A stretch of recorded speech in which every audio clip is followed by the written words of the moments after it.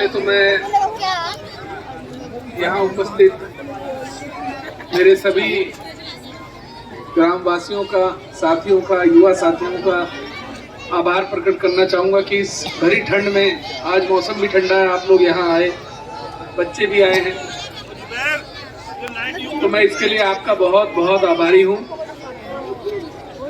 शहनवाज जी, तनीम जी, सौराब जी, हसीन जी, इकरा नूर जी, रोज जी, अफजल भाई, मदन जी, हाकिम जी, शहनजर जी, और किसी का नाम रह गया हो इस मंच पे तो वो भी जी, उनका भी स्वागत।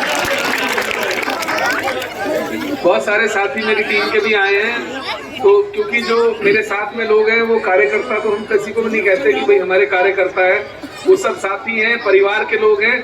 तो मैं अपने परिवार के लोगों का भी बहुत बहुत अभिनंदन करता हूँ और आभार प्रकट करना चाहता हूँ कि आप लोगों ने यहाँ इतना सफल कार्यक्रम का आयोजन किया, मुझे बहुत अच्छा लगा।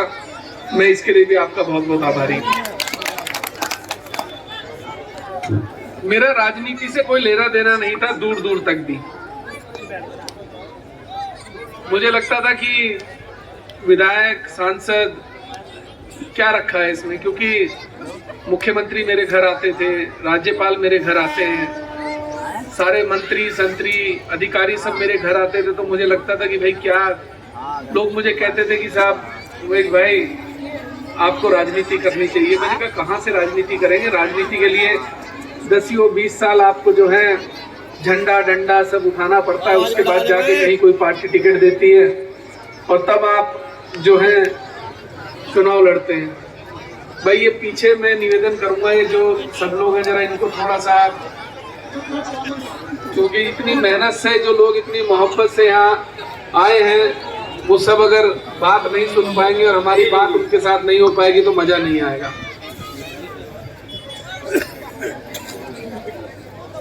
मैं 10 मिनट के लिए प्रोग्राम रोक दो, पकौड़े वाला बिल्कुल और किसके लिए? भाई हम भी आपके साथ खाएंगे यार, रुको तो सही। अकेले अकेले खा जाओगे, हमारे लिए कुछ नहीं बचेगा।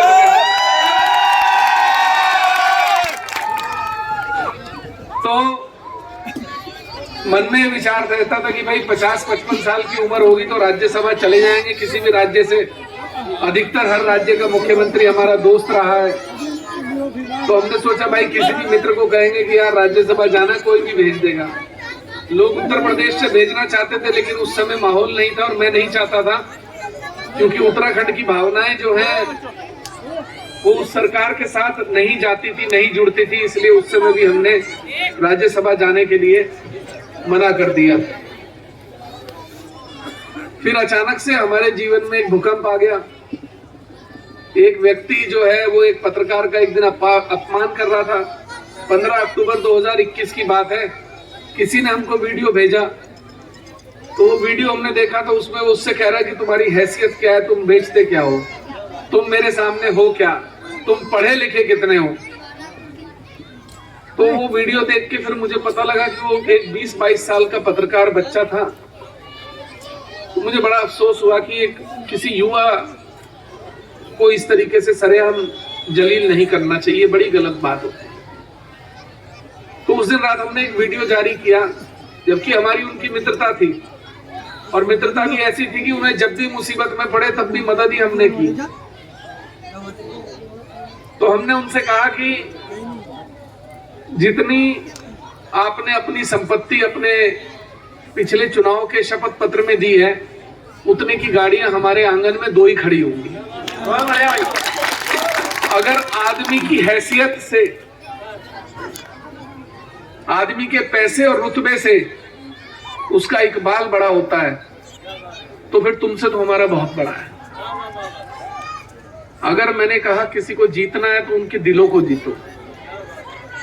बच्चे को भी सम्मान दोगे तो आपको सम्मान देगा, बड़े को भी सम्मान दोगे तो आपको सम्मान देगा, गाली दोगे तो पलट के गाली देगा, कमजोर होगा तो नहीं दे पाएगा, क्योंकि कमजोर को तो आप डरा दोगे, धमका दोगे।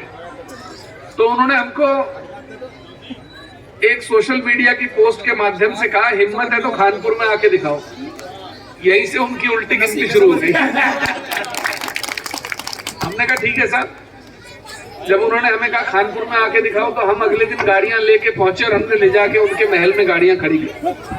हमने कहा लो जी, हम यहाँ आ गए, आप तो खानपुर बुला रहे थे, हम आपके घर आ गए, अब मेहमान नवाजी तो करो। खैर हमें वहां किसी ने हमारी मेहमान नवाजी कहाँ करनी थी, कोई नहीं मिला, बात खत्म हुई।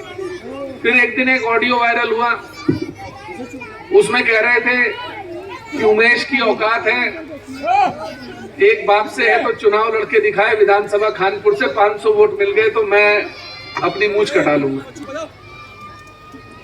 हमने कहा भाई ये तो बेइज्जती वाली बात होगी। अब कोई अगर इतनी, अब एक बाप की बात कहते हो तो भाई माँ को गाली रोकी है। हम खानपुर आ गए, अपना सामान वामान लेके 11 नवंबर को हमने अपना हेलीकॉप्टर उतार दिया। हमने कहा लो जी हम आ गए। चुनाव हुआ, 2 महीने 3 महीने का चुनाव था, बीच में कई बार चुनौतियां मिली, यहाँ आ जाओ वहां आ जाओ, जहां जहां उन्होंने हमें कहा कि यहाँ आ जाओ वहीं गए। चुनाव के दौरान मैं एक गांव में गया, बादशाहपुर गांव का नाम है, तो वहां एक मैंने सब प्रचार प्रसार चल रहा था, मैंने गांव वालों से कहा भाई चुनाव लड़ रहे हैं, आपको हमारी मदद करनी है। तो एक महिला आई मेरे पास, बोली जी मेरे साथ आओ, मुझे कुछ दिखाना है। वो मुझे लेकर एक पुलिया के पास चली गई। बोली जी इस पुलिया में जून जुलाई बरसातों में इतना पानी भर जाता है, यहाँ से पानी नहीं निकलता।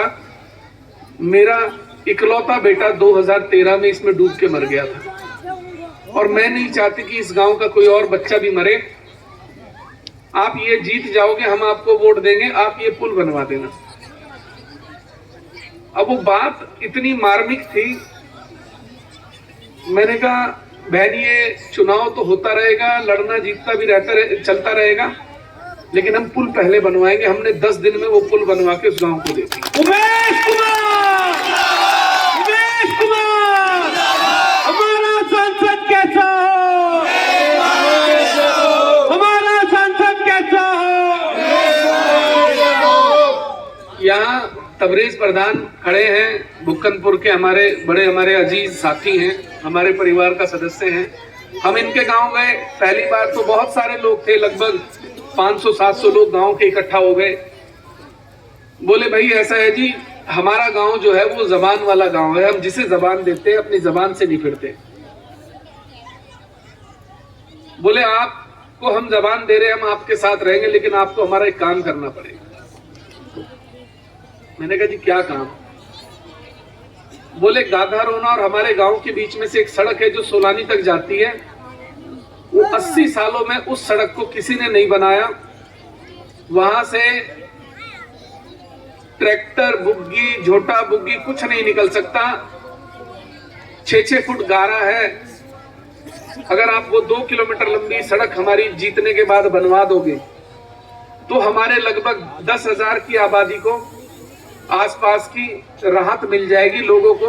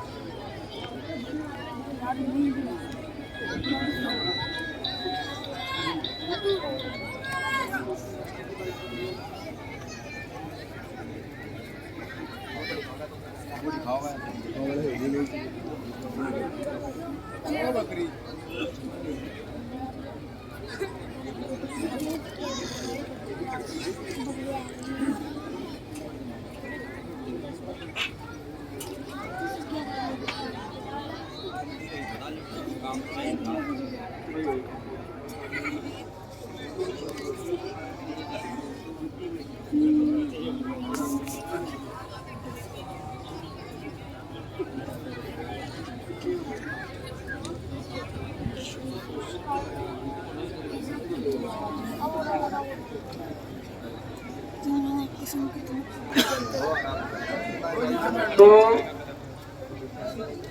मैं जो बातें आपको बता रहा हूँ आप गौर से सुनिएगा। मैं इन बातों को आपको इसलिए बता रहा हूँ कि राजनीति कैसे करनी चाहिए और राजनीति की परिभाषा कैसे बदलनी चाहिए, ये बातें उन सब बातों के लिए बता रहा हूँ। क्योंकि ठंड भी है और आप लोग यहाँ आए हैं तो सुनने आए हैं, मैं भी चाहता हूँ कि अपने दिल की बातें आपको बता सकूं।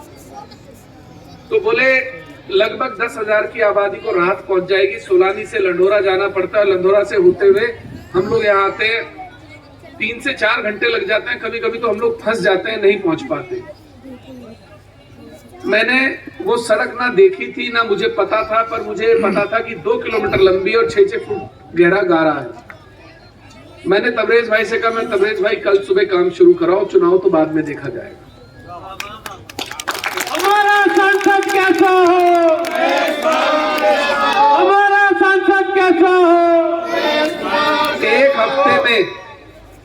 एक हफ्ते में तो पीडब्ल्यूडी और सरकार भी सड़क नहीं बना पाती। हमने 2 किलोमीटर लंबी सड़क बनाई, आज उस पे ट्रैक्टर भी जाता है, ट्रॉली, झूठा, बुग्गी सब जाते हैं।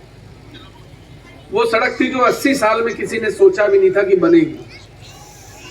मोहनपुरा, मिलाप नगर, 25,000 की आबादी है, घुटनों तक पानी रहता था। जब मैं पहली बार वहां गया गाड़ी से तो मैंने देखा बच्चे स्कूल का बैग टांगे हुए जा रहे हैं, पैंट घुटनों तक मोड़ी हुई है और जो गंदा नाली का पानी होता है उसमें छप छप करते हुए जा रहे हैं।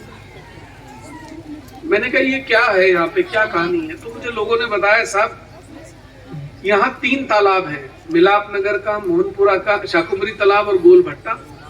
सारा पानी उसी में जाता है और जब ये भर जाता है तो सड़कों पर आ जाता है। हम लोगों ने पिछले 20 साल में कभी हम जूते जुराब पहनकर इस गली में निकल नहीं पाए, इनकी गलियों में। 25,000 की आबादी। आप लोग यकीन नहीं करेंगे, हमने 10 दिन के अंदर उन तालाबों में फिल्टर चैम्बर लगाए, हमने पाइपलाइन बिछाई और 10 दिन में हमने उस पूरे तीनों मोहल्ले को, 25,000 की आबादी को वो सुकून दे दिया जो 50 सालों में कोई दे नहीं पाया था। आज आप जाकर देख लीजिए, आपके पैर में भी पानी नहीं लगेगा। उमेश कुमार, मुझसे कुछ लोग बोले, बहुत लोग, क्योंकि हमारे प्रतिद्वंदी शिकायत करते थे कि साहब सरकारी सड़कों को उमेश कुमार कैसे खोद रहे हैं, सरकारी नालों में कैसे खोद रहे हैं, आप इनके खिलाफ मुकदमा दर्ज करिए। रात रात को 100 नंबर पे कॉल की जाती थी लेकिन कोई आता नहीं था। तो एक दिन मुझसे किसी ने पूछा कि उमेश भाई, अगर हम एक सरकारी खंबे पे भी कुछ लटका देते हैं तो मुकदमा दर्ज हो जाता है, जरा सी सड़क खोद देते हैं तो मुकदमा दर्ज हो जाता है। मैंने कहा जहां हम खड़े वहां सरकार से बड़े। तो बोले समझे नहीं। मैंने कहा ये समझने में समय लगेगा, धीरे धीरे समझ जाओगे। लोगों को समझ में नहीं आता था, लोगों को लगता था कि कोई पत्रकार है, आया है, होगा कोई, क्योंकि लोगों को कहानी नहीं पता थी कि ये वही पत्रकार है जो इस राज्य के 3-3 मुख्यमंत्री खा गया। लोगों ने बहुत कोशिश की, जब मैं पत्रकारिता कर रहा था, रोकने की। मेरे खिलाफ 2 बार सीबीआई हुई, मेरे खिलाफ ईडी हुई, मेरे खिलाफ फेमा हुआ, मेरे खिलाफ 2 बार राजद्रोह लगा। मैं देहरादून जेल में रहा, मैं रांची जेल में रहा, लेकिन मैं कभी झुका नहीं किसी के आगे। और वो लड़ाई लड़ते लड़ते, वो कहते हैं ना, तबके जो है कुंदन बन जाते हैं। तो हम जो है वो इतना तपे इस संघर्ष की आग में कि आज किसी चीज से डर नहीं लगता। डर लगता है ऊपर वाले से। बहुत लोग पूछते हैं उमेश भाई आप डरते नहीं किसी से, आपको किसी से डर नहीं, आप सबके खिलाफ बोलते हो। मैंने कहा मैं गलत के खिलाफ बोलता हूँ और डरता मैं सिर्फ ऊपर वाले से हूँ, बाकी किसी के बाप से नहीं डरता। ऐसे ही हम एक बार कुड़ी नेतवाला गांव गए चुनाव के दौरान, तो उन्होंने बताया साहब वोट तो हम आपको देंगे। होता क्या है, जब कोई नया नेता आता है ना तो गांव वालों को, सबको बड़ी उम्मीद होती है, वो सोचते हैं यार अपने मन की बात रख दे, हो सकता है चुनाव के बाद कर दे। तो बोले साहब गांव तो, पूरा गांव बोला विधायक जी वो उमेश भाई वोट तो आपको देंगे, लेकिन आपको हमारा एक काम करना पड़ेगा। बताइए क्या? बोले हमारी बाण गंगा है, उसके ऊपर 42 लाख की लागत से पुल बना था, पुल टूटे हुए 4 साल हो गए, 1 साल में पुल टूट गया था। हमारे गांव की बहू बेटियां लोग जो हैं वो रेलवे ब्रिज के ऊपर से चारा और सब चीजें लेकर आते हैं। 3 साल में 18 लोगों की कट के मौत हो गई, कोहरे में पता नहीं लगता, एकदम ट्रेन आ जाती है। अब इससे दुखद क्या बात होगी, किसी गांव के 18 लोग 3 साल में कट गए हों, बहू बेटियां बच्चे। मैंने कहा यार चुनाव तो देखेंगे जब होगा, वो तो ऊपर वाले के हाथ में, हम तुम्हारा पुल बनवा के देते हैं। पहले हमने वो पुल बनाया और 10 दिन में उस गांव को पुल सौंप दिया। उमेश कुमार हमारा संसद कैसा हो? और सबसे बड़ा काम, सोलानी नदी जोगावाला से लेकर दाबकी तक लगभग 50,000 बीघा जमीन किसानों की जलमग्न थी। 50,000 बीघा जमीन, और किसान त्रस्त था क्योंकि सोलानी नदी भर गई थी, पुरकाजी की तरफ से ऊंची हो गई थी और वो पूरा बहाव लोगों के खेतों में जाता था।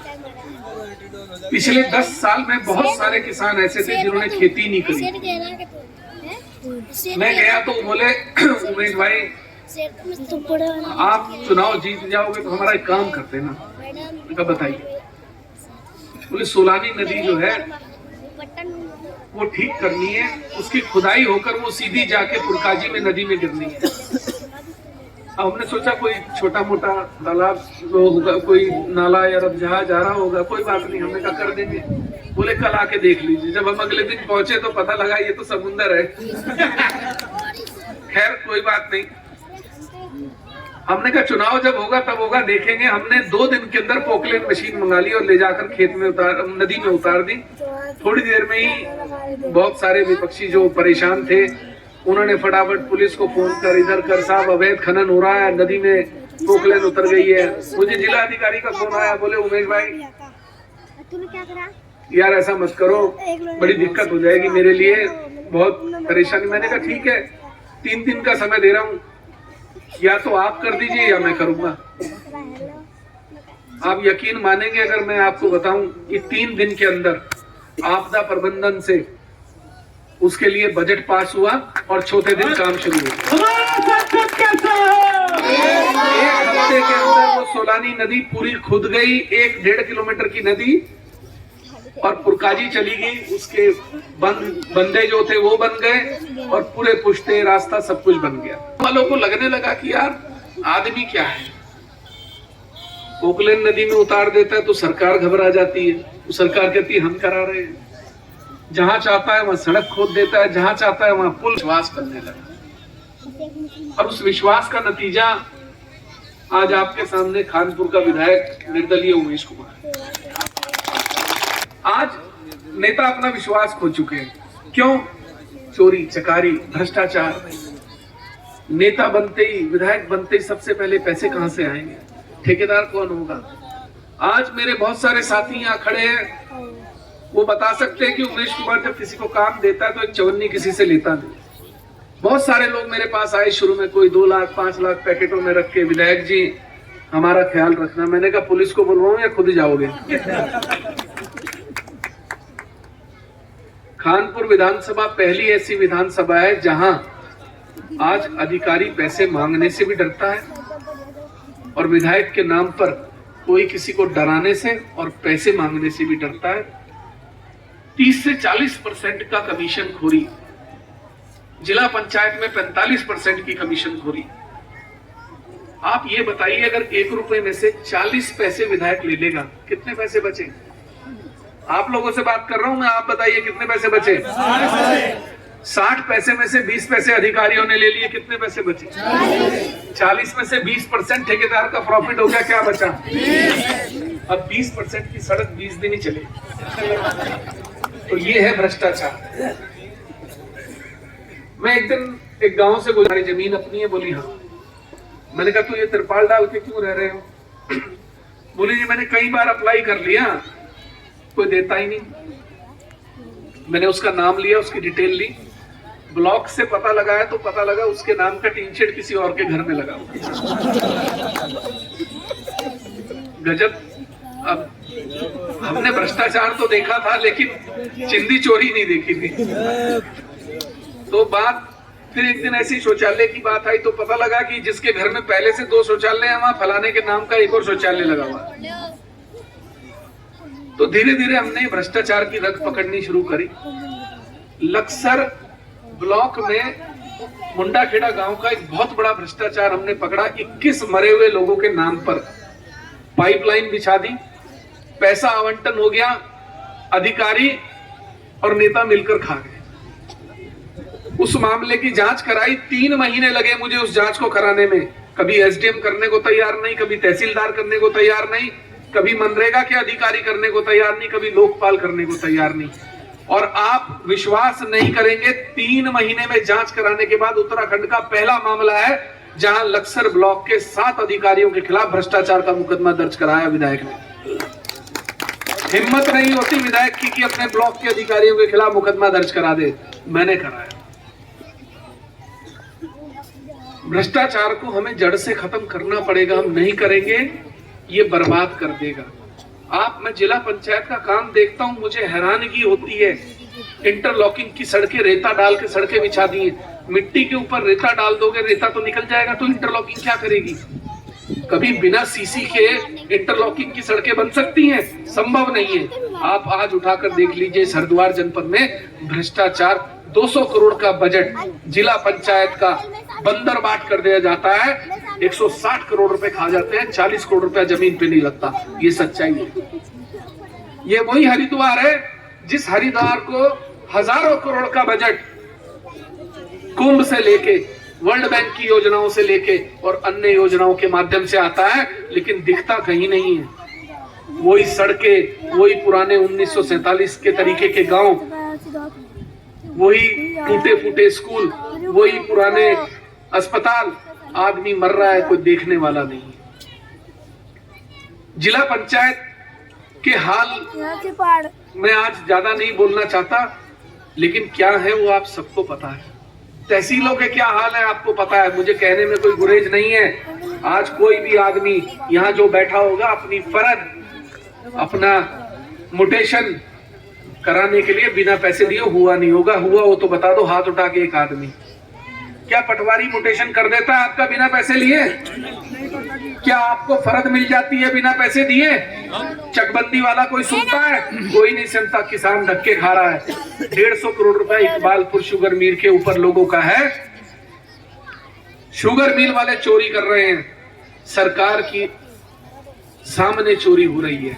जब जगाया जाता है तब जागते हैं, तब मुकदमा दर्ज होता है। वो 150 करोड़ रुपया किनका है? किसानों का। आप मुझे बताइए, जब किसान कार्ड मिलता है तो ब्याज लगता है या नहीं लगता? बताइए आप, लगता है या नहीं लगता? जब किसान कार्ड पर ब्याज लगता है तो जो किसान का पैसा इकबालपुर शुगर मिल के पास 4 साल से है, उसका ब्याज क्यों नहीं सरकार देती?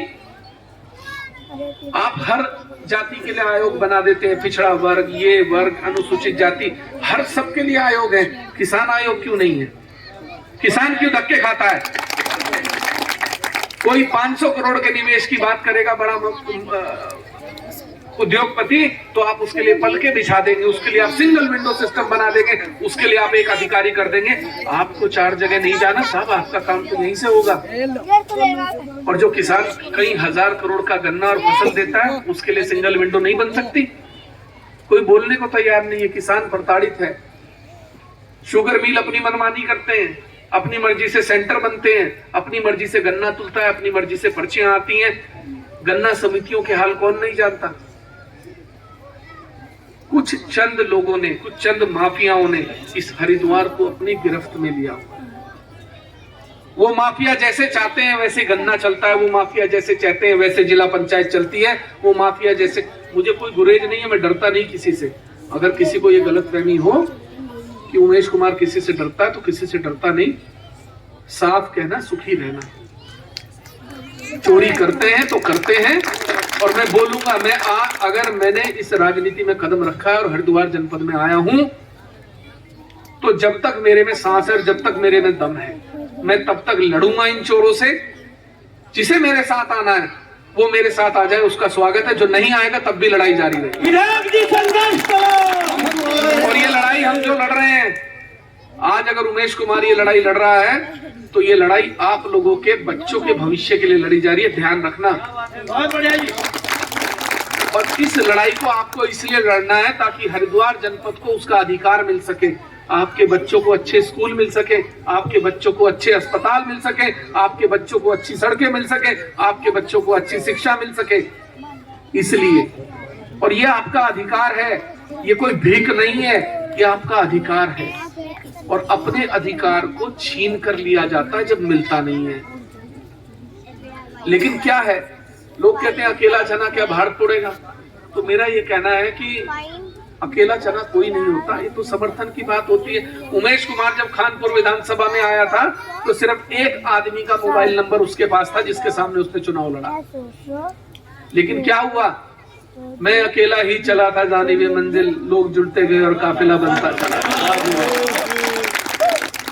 तो ये काफिला है। आज उमेश कुमार के पास चुनाव चिन्ह नहीं है, उमेश कुमार के पास पार्टी नहीं है, उमेश कुमार के पास संगठन नहीं है, लेकिन उमेश कुमार के पास इतना बड़ा परिवार है। विराट भी संघर्ष करो। आज जो लोग यहाँ आए हैं वो लोग किसी पार्टी के उम्मीदवार, किसी संगठन के नेता, किसी बड़े नेता को देखने नहीं आए, मिलने नहीं है, वो अपने भाई से मिलने आए हैं, उमेश कुमार से। ये मोहब्बत है। यहाँ लोग जो आए वो मोहब्बत के कारण आए हैं, यहाँ किसी के दबाव में नहीं आए। यही असली मोहब्बत है, यही सच्ची मोहब्बत है, और इसके लिए मैं आपको सलाम दूं। मैं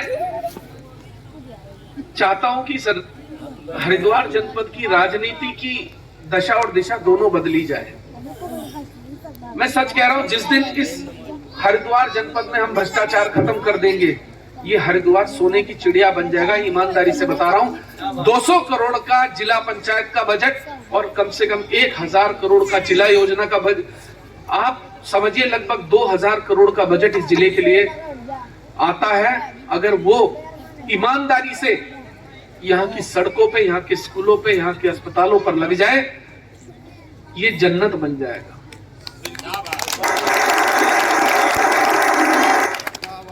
मैं फिर आपसे एक ही बात कहना चाहूंगा,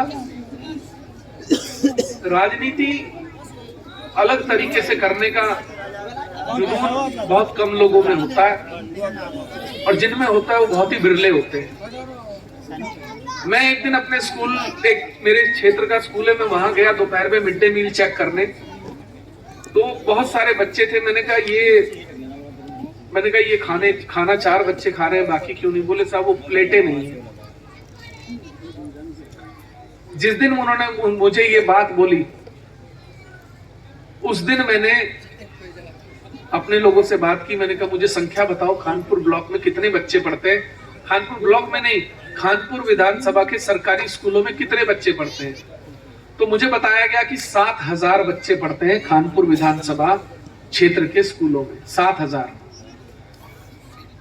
मैंने उनसे, अपनी टीम से कहा, भाई हर बच्चे के लिए स्टील की प्लेट, स्टील का चम्मच और स्टील का गिलास मुझे चाहिए। तो कुछ लोग बोले, उमेश भाई इससे क्या होगा, क्या फर्क पड़ता है, बच्चे हैं वो कर लेते हैं मैनेज। मैंने कहा यार, अगर मेरा बच्चा इस स्कूल में पढ़ता होता तो क्या मैं ये देख पाता कि वो बैठा है और दूसरों को खाता देख रहा है? तो वो चुप हो गए। मैंने 27 लाख रुपए खर्च करके अपनी जेब से 7000 स्टील की प्लेटें, 7000 चम्मच और 7000 गिलास मंगाए। कल परसों से वितरण शुरू हो जाएगा। खानपुर विधानसभा क्षेत्र के हर सरकारी स्कूल के हर बच्चे के पास अपनी स्टील की प्लेट, अपना गिलास और अपना चम्मच। हर चीज का कार्य राजनीतिक लाभ देखकर नहीं किया जाता। और मैं तो पहले भी अपने दिल की सुनता था और आज भी मैं अपने दिल की सुनता हूं। बहुत सारे काम ऐसे हैं, अगर मैं गिनाने लगूंगा तो खानपुर विधानसभा के काम आप लोग हैरान हो जाएंगे। 7 महीने में पूरे खादर में पिछले 20 सालों में किसी ने ये नहीं सोचा था कि लक्सर और खानपुर विधानसभा दोनों को मिलाकर कोई सरकारी उप जिला अस्पताल भी बनाया जा सकता है। मैंने सोचा, 7 महीने में मैंने जमीन भी चिन्हित कराई, उसके प्रस्ताव भी बनवाए और उसके प्रस्ताव को यहां से पास करा के शासन भेज दिया 50 बेड का सरकारी अस्पताल बनाने के लिए खादर में। क्यों? क्योंकि जब रात को कोई घटना होती है तो 25 किलोमीटर दूर ले जाना पड़ता है। एक भी आईसीयू नहीं है पूरे खादर में। मैंने कहा जब तक वो स्कूल बनेगा तब तक सरकार, हम आईसीयू बनाएंगे अपने पैसे से। हमने कहा 1 करोड़ 1.5 करोड़ जितना लगता है अपना पैसा, निजी पैसा लगाइए, आप आईसीयू बनाइए, जब अस्पताल बनेगा तब बनेगा। अब काम की बात जब चल रही है तो यही कहना चाहता हूं कि काम हमेशा वो करना चाहिए जिस काम से दिल को सुकून मिले और अपने आम जनमानस हो सके। मैं तो सभी लोगों से कहता हूं, जितने मेरे, अभी एक पूर्व मुख्यमंत्री मुझे एक फंक्शन में मिल गए, बोले यार दिखते नहीं हो, तुम कहाँ हो आजकल? मैंने कहा सब क्षेत्र में रहता हूं। तो उन्होंने मुझे डायलॉग दिया कि नया नया जो है वो प्याज बहुत ज्यादा खाता है। अब मैं आगे नहीं कहना चाह रहा ना। तो मैंने उनसे कहा साहब, जनता बड़ी उम्मीदों से किसी को चुन के भेजती है। आधी रात को किसी को जरूरत पड़ जाए तो वो कहां भागेगा?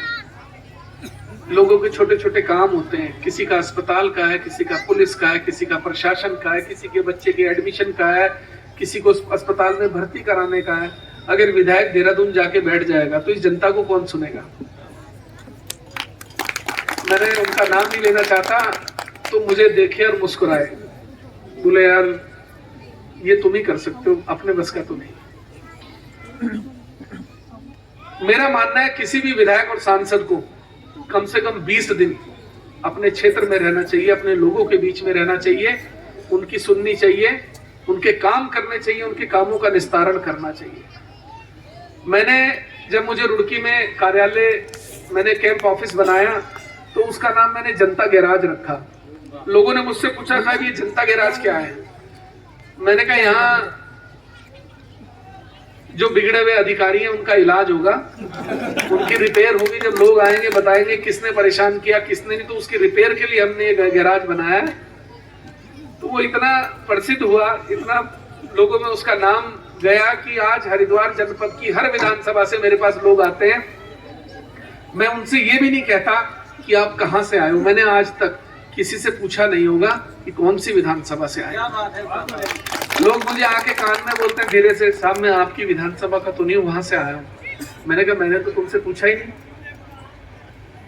तो फिर मुस्कुराने लगता है। आज लोगों को विश्वास इतना हो गया कि हर विधानसभा से लोग उमेश कुमार के पास काम कराने आते हैं और मेरे दरवाजे से कोई निराश होकर नहीं जाता। काम की परिभाषा बदलने का मेरा प्रयास है और मेरा ये मानना है कि काम ऐसे करने चाहिए जिससे पूरे समाज को लाभ पहुंचे। मैं जब कॉलेज में पढ़ता था तो एक बार एक खबर पढ़ी मैंने, मध्य प्रदेश की खबर थी, उसमें लिखा था कि जवान बेटी का विवाह न कर पाने के कारण दंपत्ति ने बेटी से ही जहर खाया। तो वो घटना मेरे मस्तिष्क पर छप गई थी कि यार गरीब आदमी आत्महत्या कर रहा है इसलिए कि उसके पास अपनी बेटी का विवाह करने के पैसे नहीं। मेरी पहली तनख्वाह जिस दिन आई, लगभग 3-3.25 लाख रुपए विधायक की तनख्वाह होती है, तो उस दिन मैं और मेरी पत्नी बैठे थे, हम लोग विचार, मैंने कहा यार ये 3 लाख रुपए का मैं क्या करूं, मेरी समझ में नहीं आ रहा। तो ऐसे फिर हमने सोचा कि यार एक काम करते इस पैसे से, और इसमें जो जरूरत पड़ा करेगी, कोई 10-20 लाख जो भी डालना हुआ करेगा, हम गरीब अनाथ और निर्धन कन्याओं का विवाह कराएं। अभी 15 विवाह हमने जो है विधायक बनने के लगभग 3 महीने के अंदर करा दिए थे, और 28 जनवरी को हमने 21 कन्याओं का विवाह कराया। और आप हैरान होंगे कि एक ही पंडाल में, जैसे आज यहाँ सब बैठे, ऐसे ही एक पंडाल में हिंदू और मुस्लिम कन्याओं का विवाह और निकाह एक साथ हुआ। लोग मुझे कह रहे थे विधायक जी क्या कर रहे हो आप, 10,000 15,000 लोग आने वाले हैं, किसी ने किसी को छेड़ दिया तो दंगा हो जाएगा। मैंने कहा कोई बात नहीं, एक बार अपना ट्रायल तो करना चाहिए, मैं भी करके देख लेता हूं।